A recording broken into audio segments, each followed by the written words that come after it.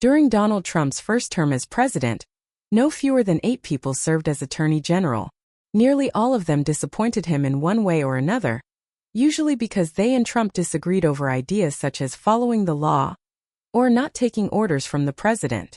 In 2018, Trump famously whined, "I don't have an attorney general," after Jeff Sessions recused himself from an investigation into Russia's efforts to meddle in the 2016 election. Rather than quash it on Trump's behalf as though for his second term, Trump knew what he wanted at the Justice Department, a committed loyalist who would turn the department into his personal law firm and defend him in public with a fervor bordering on the comical. Pam Bondi checked both boxes. So why is she struggling? It turns out that what Trump thinks he wants and what's good for his presidency aren't always the same thing.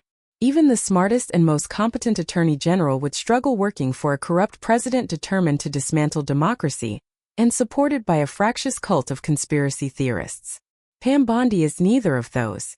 The only area Bondi stands out is in lavishing Trump with praise so over the top that it would make a North Korean government spokesperson blush. In May, for instance, Bondi claimed that through fentanyl seizures Trump has saved, are you ready for this, media? 258 million lives. You heard that right. Had it not been for the president's visionary leadership, 3 out of every 4 Americans would be dead. What a relief. Her main job, however, is doing guest spots on Fox News. A recent New York Times article on Stephen Miller's influence in crafting and implementing policy in the Trump administration reported that Bondi is so focused on preparing for and appearing on Fox News that she has essentially ceded control of the Department of Justice to Mr. Miller. And that was before the Jeffrey Epstein story blew up in her face. Among the MAGA faithful, Epstein's death in jail while he was facing federal charges of child sex trafficking was not a suicide but proof of a conspiracy to conceal the identities of the powerful figures to whom Epstein was connected. Much of their attention has focused on allegations that the government possessed a secret client list that Epstein used for blackmail. Bondi said in February that the list was sitting on my desk right now to review, then invited a collection of far-right influencers to the White House to receive binders with information on Epstein.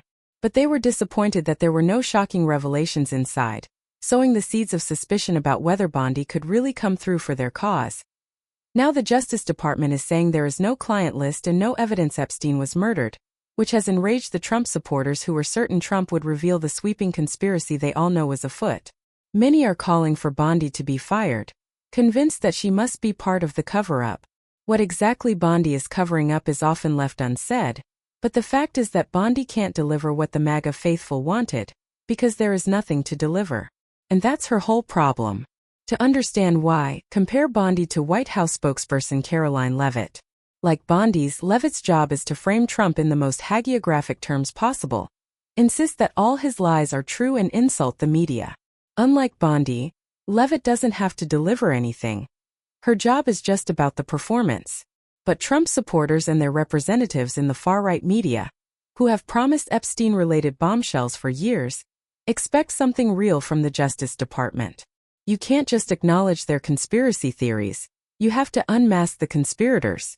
Trump can tell Bondi to investigate his critics and she can obey, which is what appears to be happening with former FBI Director James Comey and former CIA Director John Brennan.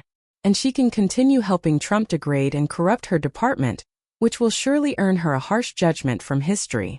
But to preserve her good standing with MAGA, she'll have to produce the results MAGA demands.